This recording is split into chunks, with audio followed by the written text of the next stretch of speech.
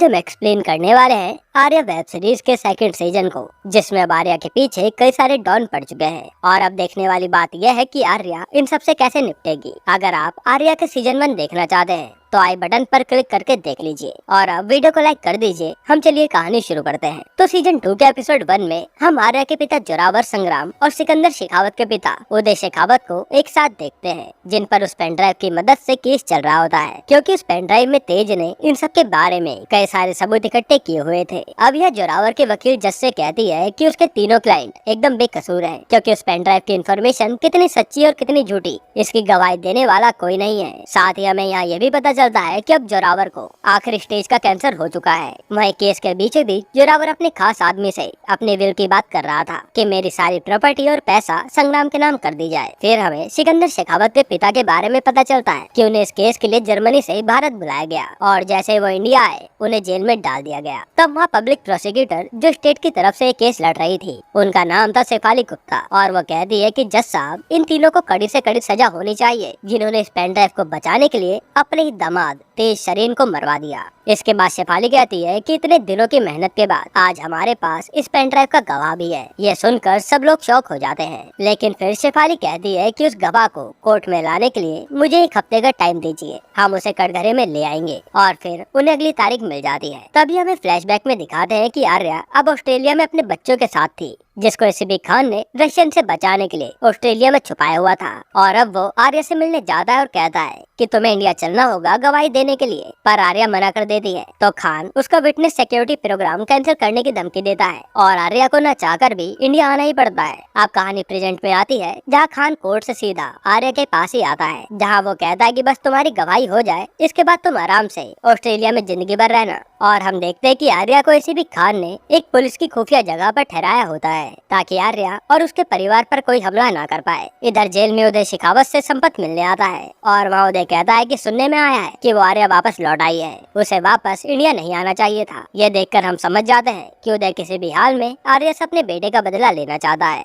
और फिर वो संपत से कहता है कि आर्या कहाँ छुपी है, पता लगाओ। अब अगली सुबह जब आर्या उसी जगह के आसपास जॉगिंग कर रही होती है, तभी आर्या पर कोई गोली चलाता है और एक गोली आर्या के छू के निकल जाती है, जिससे आर्या का कंधा काफी ज्यादा जख्मी हो जाता है। तब आर्या सीधा एसीपी खान को फोन करके बुलाती है कि मुझ पर किसी ने हमला किया है, और खान तुरंत उसके पास आने के लिए निकल जाता है। यहाँ जेल में अब जोरावर का आदमी केडी आता है और वो बताता है कि विल का 50% का काम हो चुका है, जिसमें जल्द ही संग्राम सर के नाम सारी वसीयत हो जाएगी। फिर केडिया बताता है कि आर्या इंडिया आ गई है और आप सबके खिलाफ वही गवाही देने वाली है, लेकिन आज सुबह ही उन पर किसी ने हमला किया है। ये सुनकर जोरावर सोचने लगता है कि मेरी बेटी पर हमला कौन करवा सकता है, और उसका सारा शक संग्राम पे जाता है। इसलिए वो केडिया से विल का सारा काम रोकने के लिए कह देता है। वहीं हम संग्राम को पाना नाम के आदमी के साथ देखते हैं, जो जेल में ही कुछ प्लानिंग कर रहे थे। तब जोरावर संग्राम से पूछता है कि तूने तो आर्या पर हमला नहीं करवाया ना, और संग्राम कहता है कि मैं इस बारे में सोच भी नहीं सकता। इधर अब लॉयर शेफाली और एसीपी खान आर्या के पास आते हैं, जिसके डॉक्टर ने मरहम पट्टी कर दी थी। अब जैसे ही खान आर्या से मिलता है, आर्या उस पर भड़क जाती है कि यहाँ मैं और मेरे बच्चे ही सेफ नहीं है, कैसे पुलिस वाले हो तुम। फिर आर्या कहती है कि मुझे अभी ऑस्ट्रेलिया जाना है, पर उसे शेफाली किसी तरह से मनाती है कि तुम एक बार गवाही दे दो फिर चली जाना। और हम शेफाली गुप्ता की बातों से समझ जाते हैं कि ये लॉयर कितनी ज्यादा चालाक है, जो आर्या को यहाँ रोकने के लिए उसको ही मैनिपुलेट करने लगती है। तब आर्या पूछती है कि मैं यहाँ पर रुकी हूँ, यह सिर्फ तुम दोनों को पता था, तो मुझ पर गोली किसने चलवाई है। लेकिन एसीपी खान पर इसका कोई भी जवाब नहीं था, और आर्या को लगता है कि ये काम संग्राम करवा सकता है, क्योंकि उसकी जान पहचान काफी दूर तक है। फिर आर्या खान से कहकर अपना ट्रांसफर एक होटल में करवा लेती है, ताकि उसकी फैमिली पुलिस की निगरानी के बीच सेफ रहे। और ये सब लोग एक होटल में रहने चले जाते हैं, जहाँ इनके ऊपर 24 घंटे सिक्योरिटी तैनात थी। यहाँ रूम में आरू आर्या को बताती है कि आप पूरे स्टेट में फेमस हो गए हो, क्योंकि आपकी गवाही की न्यूज सोशल मीडिया से लेकर टीवी पर चल रही है। और आर्या ये सब बंद करवा देती है। इसके बाद आर्या और वीर बातें करते हैं, तो हमें पता चलता है कि आरू तो डिप्रेशन में जा चुकी है और वो अपनी दवाइयाँ भी ठीक से नहीं लेती, बस पूरे दिन सिगरेट ही फूकती रहती है। ये जानकर भी आर्या अपनी बच्ची को कुछ कह नहीं पाती। अब जब आरू वॉशरूम में होती है, तब आर्या उसे बार बार बुलाती है, कहीं उसकी बेटी कुछ कर न ले, लेकिन आरू अपनी माँ पर ही चिल्लाकर उन्हें शांत करवा देती है। इसके बाद आरू को वॉशरूम में ही झलकियाँ आती हैं, जहाँ उसने एक बार अपने हाथ की नस काट कर खुद को मारने की कोशिश की थी, और ये सोचते ही आरू वहाँ से बाहर आ जाती है। इसके बाद आरू आर्या से कहती है कि अब मैं इंडिया से वापस नहीं जाना चाहती, क्योंकि 1.5 साल से यूँ छुपकर जीने से मैं परेशान हो गई हूँ। और फिर आरू कहती है कि अगर आज आपकी गवाही के बाद हम लोग इंडिया से कहीं गए ना, तो मैं मर जाऊंगी। ये सुनने के बाद आर्या कुछ नहीं कहती और गवाही देने के लिए चली जाती है, जहाँ एसीपी खान पुलिस वालों को बच्चों की सुरक्षा के लिए बोलकर आर्या को साथ ले जाते हैं। अब एक तरफ आर्या कोर्ट जा रही थी और दूसरी तरफ उदय, जोरावर और संग्राम को कोर्ट ले जाया जा रहा था, जिसके बाद सब लोग कोर्ट पहुंच जाते हैं और ये केस शुरू होता है, जहाँ शेफाली गुप्ता इन तीनों पर इल्जाम लगाती है कि ये तीनों राजस्थान ड्रग माफिया का एक अहम हिस्सा है और इसकी गवाही देने के लिए वो आर्या को कटघरे में बुलाती हैं। अब शेफाली आर्या से पूछती है कि आपने ये पेन ड्राइव एसीपी खान को दी थी और आर्या कहती है हाँ। तब शेफाली कहती है कि आपकी गवाही से ये साबित होगा कि पेन ड्राइव में इन तीनों के खिलाफ सबूत सच है या झूठ, अब आप बताइए। तभी वहाँ पर हिना आती है जो प्रेग्नेंट थी और वो कहती है कि संग्राम और मेरे बच्चे के बारे में सोच लेना प्लीज, और हिना वहाँ पर हंगामा कर देती है कि संग्राम को बचा लो। ये देखकर आर्या सोच में पड़ जाती है कि वो करे तो करे क्या, इसलिए वो हाँ या ना में जवाब नहीं दे पाती। यहीं पर एपिसोड 1 खत्म होता है। एपिसोड 2 की शुरुआत में शेफाली गुप्ता आर्या से फिर से वही सवाल पूछती है कि इस पेन ड्राइव में इंफॉर्मेशन रियल है या फेक, और आर्या कहती है नहीं, इस पेन ड्राइव की इंफॉर्मेशन झूठी है। ये सुनते ही वहाँ एसीपी खान और शेफाली गुप्ता के होश उड़ जाते हैं और कोर्ट जोरावर, संग्राम और उदय को रिहा कर देती है। अब जब आर्या वहाँ से जा रही होती है तब एसीपी खान आर्या से कहता है कि तुम्हारा पासपोर्ट, वीजा और ऑस्ट्रेलिया जाने का सपना सब यहीं पर रह गया, अब तुम यहीं इंडिया में बिना सिक्योरिटी के रहो। साथ ही खान कहता है कि तुम्हारे तो अकाउंट भी फ्रीज है, देखता हूँ तुम अपना खर्चा कैसे चलाती हो। इसके बाद आर्या अपने रूम में आती है, जहाँ आरू काफी खुश थी कि अब वो इंडिया से बाहर नहीं जाएंगे, और फिर आर्या वहाँ अपने गहनों को देखने लगती है कि अब इन्हीं को बेचकर अपना काम चलाना होगा। जिसके बाद ये सब होटल के बाहर किसी के आने का इंतजार करने लगते हैं और हम देखते हैं कि यहाँ तो माया ही आर्या और बच्चों को लेने आई थी। जिसके बाद ये सब माया के घर रहने चले जाते हैं। इधर अब उदय के घर में उसके बेटे का श्राद्ध चल रहा था। तभी वहाँ रशियन आते हैं जो उससे कहते हैं कि आपके बेटे ने हमें कहा था कि वो हमारे 300 करोड़ का माल वापस कर रहा है, लेकिन वो तो हम तक पहुंचा ही नहीं। और यहाँ पता चलता है कि रशियन के पहुंचने के पहले ही उस जगह पर पुलिस पहुंच गई थी, जिन्होंने सारा माल जब्त कर लिया था। फिर वो रशियन, जिसका नाम एंटन होता है, वो माल न पहुंचने के लिए संपत को ही मारने वाला होता है। तब उदय उसे रोकता हुआ कहता है कि आज के दिन खून खराबा मत करो, और एंटन कहता है ठीक है, तुम्हारे पास 2 हफ्ते हैं, होली के दिन तुम मुझे 300 करोड़ रुपए दोगे। ये कहकर वो वहाँ से चला जाता है। इसके बाद हमें न्यूज दिखाते हैं जिसमें सुशीला नाम की पुलिस वाली ने उस 300 करोड़ का माल जब्त करके जला दिया था, और ये न्यूज संग्राम ही देख रहा था। जिसके बाद संग्राम हिना को लेकर अपने नए घर में आता है और हिना कहती है कि अब कोई गलत काम मत करना, क्योंकि इस बार तो आर्य ने बचा लिया, आगे क्या होगा। तभी संग्राम से मिलने रूप नाम की लड़की आती है और वहाँ संग्राम उससे पूछता है कि डील फाइनल हुई या नहीं। यहीं पर यह खुलासा होता है कि सुशीला ने जो 300 करोड़ का माल जलाया था वो तो सिर्फ नकली पाउडर था और असली माल तो सुशीला के पास ही है। अब यहाँ ये भी पता चलता है कि उस माल की पूरी इन्फॉर्मेशन संग्राम ने उसे दी थी और ये पूरा प्लान संग्राम का ही था। वहाँ रूप संग्राम से कहती है कि सुशीला 300 करोड़ के माल के बदले 2 करोड़ रुपए फीस मांग रही है। ये बताकर रूप वहाँ से चली जाती है। जिसके बाद संपत के आदमी संग्राम के पास आते हैं और उसे संपत के पास लेकर चले जाते हैं। इधर हम आर्या को देखते हैं जिसके घाव अभी भी नहीं भरे थे और उसके वीर बैंडेज लगा रहा था। तब आर्या वीर को बताती है कि अब पुलिस वाले हमारी कोई मदद नहीं करने वाले, हमें ही अपना ध्यान रखना होगा। और आर्या कहती है कि अभी के लिए तो मेरे पास मेरी ज्वेलरी पड़ी है, उसे बेचकर कुछ दिन काम चल जाएगा और हम एक घर रेंट पर ले लेंगे। तब वीर कहता है कि बाद में क्या होगा। तो आर्या कहती है कि हमारे पास वो फार्मा कंपनी है, उसे बेचकर जो पैसे आएंगे उससे हम फेक पासपोर्ट बनवा कर कहीं दूर निकल जाएंगे। तब वीर कहता है कि उस कंपनी को बेचने के लिए तो संग्राम मामा के भी साइन लगेंगे। इसके बाद यहाँ अब संग्राम संपत से मिलता है हाउस ऑफ रॉयल्स में, जो कि संग्राम का ही होटल था, और वहाँ संपत कहता है कि माल की भरपाई कौन करेगा। तब संग्राम भोला बनते हुए कहता है कि आर्या ने तो सारा माल लौटा दिया है ना। ये सुनकर संपत उसे बताता है कि रशियन से पहले तो पुलिस वाले माल ले गए और वो भी तेरी टिप के कारण। फिर वो कहता है कि अब तुझे आखिरी मौका दे रहा हूँ, 10 दिन के अंदर 300 करोड़ का इंतजाम करके दे,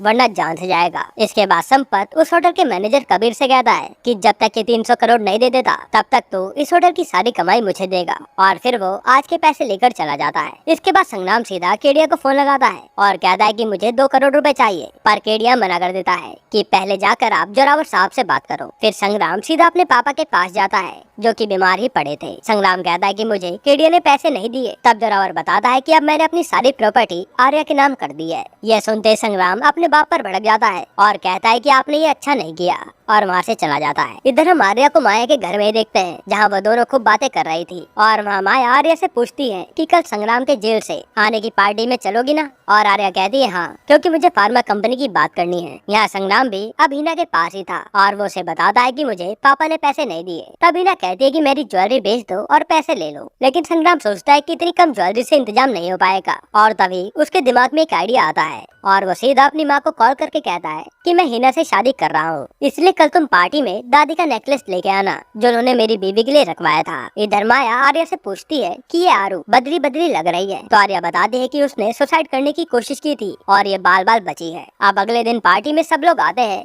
जहाँ संग्राम की माँ उसे पुश्तैनी नेकलेस दे देती है। फिर संग्राम उस नेकलेस को देखते ही रूप को फोन करके कहता है कि सुशीला को बता दे कि एडवांस रेडी हो चुका है, यानी संग्राम ने शादी का नाटक भी उस हार के लिए किया था। इधर अब आर्या जब संग्राम की पार्टी में सबके साथ आ रही थी तब एक बाइक वाला उसे ही देख रहा था और ये आर्या भी नोटिस कर लेती है, जिसके बाद आर्या अंदर जाकर सबसे मिलती है और दोनों भाई बहन बैठकर बातें करने लगते हैं। आर्या बातों बातों में पूछती है कि तू मेरी जान लेने की कोशिश कर रहा है क्या, पर संग्राम कहता है कि नहीं, मैं ऐसा सोच भी नहीं सकता। फिर संग्राम कहता है कि तू बुआ बनने वाली है, इसलिए मेरे बच्चे का नाम तू ही रखना, और आर्या मान जाती है। अब जैसे ही आर्या फार्मा कंपनी की बात शुरू करती है वहाँ हिना मिलने आ जाती है, जो आर्या से संग्राम को जेल से बाहर निकालने के लिए थैंक यू बोलती है और ये दोनों बातें करने लगते हैं। इसके बाद जब संग्राम आरू के साथ बैठा था तब आरू कहती है कि मुझे इस होटल में इंटर्नशिप करनी है कैटरिंग की, ताकि मेरा मन लगा रहे, और संग्राम कबीर से कहकर उसे होटल दिखाने के लिए कहता है। इसके बाद आर्या भी अपनी माँ से मिलती है, लेकिन ये दोनों ज्यादा बातें नहीं करते। फिर हमें उधर उसकी बेटी को दिखाते हैं जो कहती है कि भैया की मौत का बदला आपको लेना ही होगा।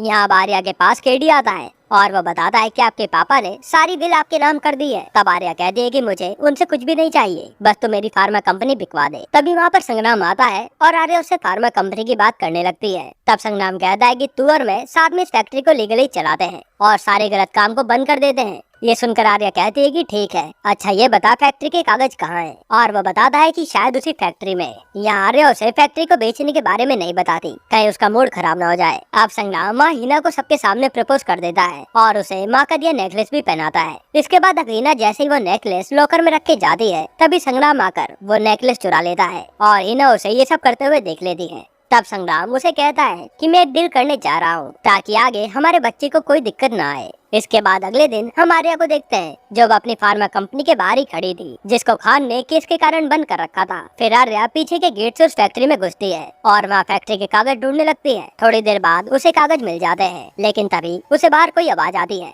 और जैसे वो चेक करने जाती है उस पर कोई गोली चला देता है और यह वही आदमी था जो आर्या को उस दिन घूर रहा था। अब वो आर्या पर बार बार हमला करता है और आर्या वहाँ से अपनी जान बचाकर भागने लगती है। तभी एकदम से वो आदमी सामने से आ जाता है और आर्या को मारने वाला होता है, लेकिन पीछे से दौलत आकर उसे ही मार देता है। यहीं पर एपिसोड 2 खत्म होता है। एपिसोड 3 की शुरुआत में दौलत आर्या को वहाँ से भेज देता है कि लाश को मैं ठिकाने लगा दूंगा। अब आर्या वहाँ से बिना फैक्ट्री के कागज लिए निकल जाती है। इधर हम जोरावर को देखते हैं जहाँ उसका वकील बताता है कि तेज मर्डर केस में आपकी बेल बढ़ा दी गई है और दौलत की भी, यानी कि दोस्तों तेज का केस अभी भी चल रहा है। अब दौलत जोरावर से बताता है कि आर्या की सिक्योरिटी घर और कार का इंतजाम करवा दिया है और जोरावर कहता है अच्छा किया, क्योंकि मैं अपनी बच्ची को किसी भी हाल में प्रोटेक्ट करूंगा, चाहे वो मुझसे बात करे या ना करे। अब हम आर्या को देखते हैं जो अपने नए घर में आती है और वो घर देखते ही केडिया को फोन पे कहती है कि ये घर मैं अफोर्ड नहीं कर पाऊंगी, पर केडिया उसे नहीं बताता कि ये घर तो जोरावर ने आर्या के लिए ही खरीदा है और वो कहता है कि ये घर मेरे जानने वाले का है, इसलिए कम दाम में मिल गया। फिर केडिया बताता है कि आप जो फार्मा कंपनी बेचना चाहते थे ना,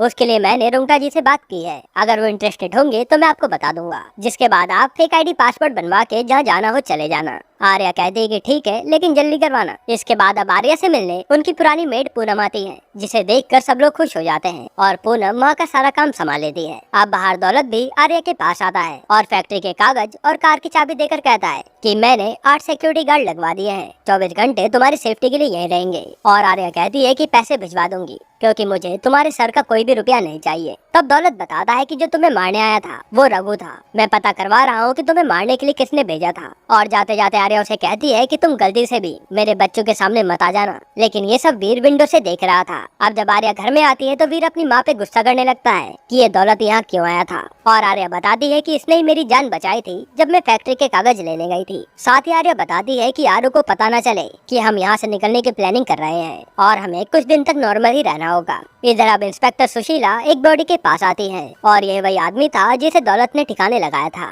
अब यहाँ हम खान को देखते हैं जिसके पास उसके बॉयफ्रेंड अजय का फोन आता है और वो उससे शादी की बात कर रहा था, लेकिन खान बात को टाल देता है। तभी माँ सुशीला आती है और उसे मर्डर के बारे में बताती है। इसके बाद अगले दिन संग्राम बैग लेकर सुशीला से मिलने आता है और वहाँ वो कहता है कि ये ले 1 करोड़ रुपए, ज्वेलरी बेचकर इतना ही मिला, बाकी के 1 करोड़ रुपए काम होने के बाद मिलेंगे। लेकिन सुशीला डील को मना करके चली जाती है कि जब तक पूरा पैसा नहीं मिलेगा तुझे 300 करोड़ का माल भी नहीं मिलेगा। इधर जब आरू वीर के साथ होती है तो इमोशनल होते हुए बताती है कि मैं एक चीज से डरती हूँ कि जिस किसी से भी मैं प्यार करती हूँ वो मुझसे छिन जाता है, इसी कारण से अब मैं ऐसी हो गई हूँ और मुझ पर कोई भरोसा भी नहीं करता। और ये सब आर्या भी सुन रही थी। तब सीन चेंज होता है और हम आदि को स्कूल में देखते हैं, जहाँ टीचर कह रही थी कि सब बच्चे अपने पास बैठे बच्चे को अपने सीक्रेट बताओ और फिर दोस्ती हो जाएगी। तब आदि के पास बैठा अरब नाम का बच्चा बताता है कि एक बार कार एक्सीडेंट में मेरी माँ मर गई। तब आदि भी उसे बताता है कि एक आदमी ने मेरे पापा को जान से मार दिया। और ये सुनकर टीचर वहाँ आती है और कहती है कि अब तुम दोनों फ्रेंड्स बन गए हो।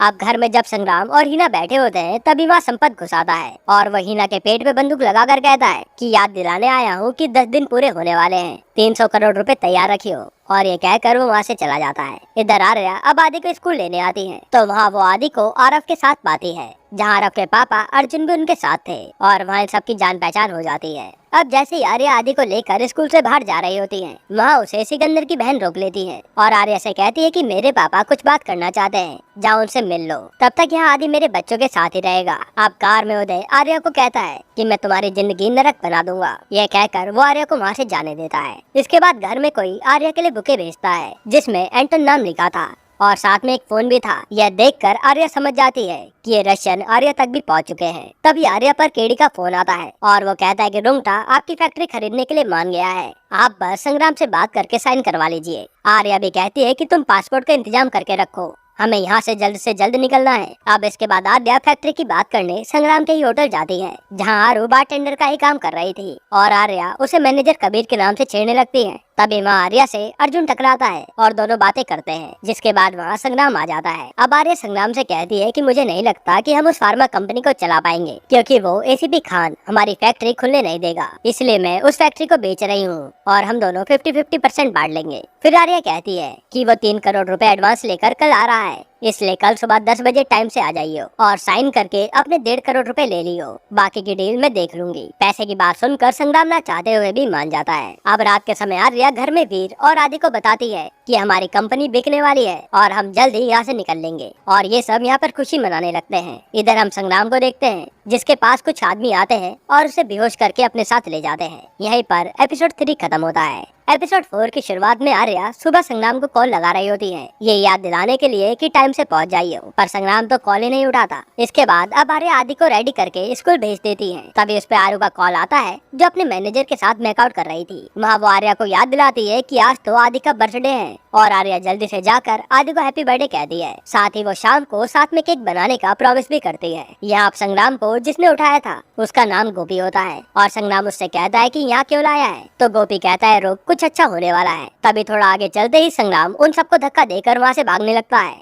जिसके पीछे वो लोग लग जाते हैं। इधर ही ना बार बार संग्राम को कॉल कर रही थी और इस साइड अब रुंगटा जी अब डील के लिए आ गए थे और आर्या भी बार बार संग्राम को कॉल लगा रही थी, पर जब संग्राम फोन नहीं उठाता तो रुंगटा जी वहाँ से नाराज होकर चले जाते हैं। ये देखकर आर्या को बहुत गुस्सा आता है कि उसकी डील होते होते रह गई। इधर संग्राम अपनी जान बचाता हुआ भागता फिर रहा था, लेकिन तभी गोपी को संग्राम दिखता है और वो उसके पैर में गोली मार देता है, जिसके बाद संग्राम भागता हुआ सामने वाली बिल्डिंग में छुप जाता है। यहाँ हिना की अब प्रेगनेंसी में हालत काफी ज्यादा खराब होती जा रही थी और इस side ACP Khan lord Shifali से मिलकर बताता है कि आर्या और संग्राम फैक्ट्री के लिए दोबारा मीटिंग कर रहे हैं, यानी कि वो ये फैक्ट्री खोलने वाले हैं। तब एसीपी खान कहता है कि हम इसमें माया की हेल्प लेंगे और वो केडी से जाकर सारी इन्फॉर्मेशन निकाल लेगी। लेकिन शेफाली कहती है कि वो भले ही पैसों के लिए मॉडलिंग कर रही है, पर वो आर्या को धोखा नहीं देगी किसी भी हाल में। इधर हम माया को देखते हैं, जो पेंटिंग करने वाले बच्चों के लिए नेकेड मॉडल बनने का काम करती है और जैसे ही वो काम से बाहर आती है, खान उसे रोक लेता है और फिर उसके पर्स में कोकेन डालकर उसे फंसाने की धमकी देने लगता है। यहाँ अब हिना के पास आर्या आती है और संग्राम के बारे में पूछती है, पर हिना कहती है कि मैं भी उसे ही ढूंढ रही हूँ। तब हिना आर्या को बताती है कि कल वो संपत यहाँ पर आया था और उसने मेरे बच्चे पर बंदूक तान दी थी। तभी बातों बातों में हिना की डिलीवरी का समय आ जाता है। इधर खान माया को धमकाकर उसके कपड़ों में रिकॉर्डर लगा देता है और फिर उसे केडिया के पास जाकर बातें बुलवाने के लिए कहता है। अब जब माया केडिया से मिलती है तो केडिया उससे काफी अच्छे से बात करता है। तब माया उससे पूछती है कि आर्या फैक्ट्री चालू कर रही है क्या, लेकिन तभी माया पर आर्या का फोन आ जाता है, जो उसे बताते हैं कि हिना की डिलीवरी होने वाली है, तो जल्दी से हॉस्पिटल आ जा। फिर जैसे माया फोन रखती है, केडी उसे सच बताने लगता है, लेकिन तभी माया इशारों से उसे रोक लेती है और अपनी वायर दिखाती है। तब केडी बात घुमाते हुए कहता है कि आजकल आर्या मैम के पीछे बहुत सारे लोग पड़े हैं, हम सबको देख लेंगे और अगर आपको कोई परेशान करे तो हमें बता देना, उन्हें भी हम नहीं छोड़ेंगे। इसके बाद माया एसीपी खान के पास आती है और उसे उसका रिकॉर्डर देकर वहाँ से सीधा हॉस्पिटल निकल जाती है और खान भी कुछ नहीं कर पाता। तभी सुशीला के फोन पर रघु की पोस्टमार्टम रिपोर्ट आती है और खान देखता है कि बॉडी पर 2 केमिकल लगा मिला है जो सिर्फ फार्मा फैक्ट्री में ही यूज होता है और वो आर्या की फैक्ट्री की तलाशी लेने का ऑर्डर दे देता है। इधर अब हिना प्रेगनेंसी के पेन के कारण बैकी बैकी बातें करने लगी थी कि आर्या तू संग्राम को मरवा देगी और इस साइड हम उन लोगों को देखते हैं जो हर तरफ संग्राम को ढूंढ रहे थे। यहाँ आर्या के घर में अब अर्जुन आरव को लेने आता है। तब बातों बातों में आदि बताता है कि मम्मा अभी तक नहीं आई और हमें साथ में केक बनाना था। तब अर्जुन आदि और आरव के साथ मिलकर केक बनाने का प्लान करता है। इधर हिना बार बार संग्राम को बुला रही थी और वो आर्या से कहती है कि तूने ही संग्राम को गायब किया होगा और आर्या सोचने लगती है कि ऐसा क्यों कह रही है। इधर अब गोपी को संग्राम मिल जाता है। तब वो अपनी जान बचाने के लिए कहता है कि मुझे मारने के लिए तुझे कितने पैसे मिले हैं। वो बताता है 5 लाख। तब संग्राम कहता है कि मैं तुझे 12 लाख दूंगा, मुझे छोड़ दे। इसके बाद संग्राम सीधा गोपी से अपना फोन लेकर केडिया को फोन लगाता है। तभी केडिया संग्राम को बताता है कि आप जल्दी से हिना के पास जाइए क्योंकि उसकी डिलीवरी होने वाली है। पर संग्राम कहता है कि मुझे अभी 12 लाख रुपए चाहिए, मेरा आदमी तुझसे बस स्टॉप पे पैसे ले लेगा। फिर गोपी संग्राम को कुछ खाने के लिए देता है और वहाँ संग्राम पूछता है कि मुझे मारने के लिए किसने भेजा था ये बता दे। फिर वो लाइन से उदय, संपत और आर्या सबके नाम लेने लगता है पर गोपी उसे कुछ भी नहीं बताता। इधर अब हिना की डिलीवरी का टाइम आ जाता है और उसे ऑपरेशन थिएटर में लेकर चले जाते हैं। यहाँ गोपी संग्राम के पास आता है और कहता है कि मेरे आदमी को अभी तक पैसे नहीं मिले और फिर वो जैसे संग्राम को मारने वाला होता है तभी गोपी के साथी का फोन आता है कि पैसे मिल गए हैं। यहाँ मीना को देखते हैं जो ऑपरेशन थिएटर में दर्द के मारे आर्या को सब कुछ बताने लगती है कि मैंने तेरी उस सेफ जगह का एड्रेस निकलवा कर संग्राम को दिया था जब तू गवाही देने के लिए इंडिया आई थी और संग्राम ने उस समय तुझ पर अटैक करवाया था। ये जानकर आर्या के होश उड़ जाते हैं और हिना उससे माफी मांगने लगती है। यहाँ संग्राम गोपी से अपना फोन लेकर आर्या को फोन लगाता है कि हिना कैसी है तो आर्या बताती है कि तेरा बेटा हुआ है। अब संग्राम कहता है कि मैं आ रहा हूँ अपने बेटे के पास और जैसे वो फोन रखता है तभी गोपी उसे गोली से छल्ली कर देता है। यहीं पर संग्राम मारा जाता है और फिर एपिसोड 4 खत्म हो जाता है। अब दोस्तों संग्राम को किसने मरवाया और क्यों मरवाया यह हमें आगे के एपिसोड में पता चलेगा, इसलिए आगे के एपिसोड के लिए कमेंट में पार्ट 2 जरूर लिखना और बताना आपको ये सीरीज कैसी लग रही है। बाकी अगर आपको हाल ही में आई मृणाल ठाकुर की आँख मिचौली मूवी देखनी है तो आप ये वीडियो देख लीजिए।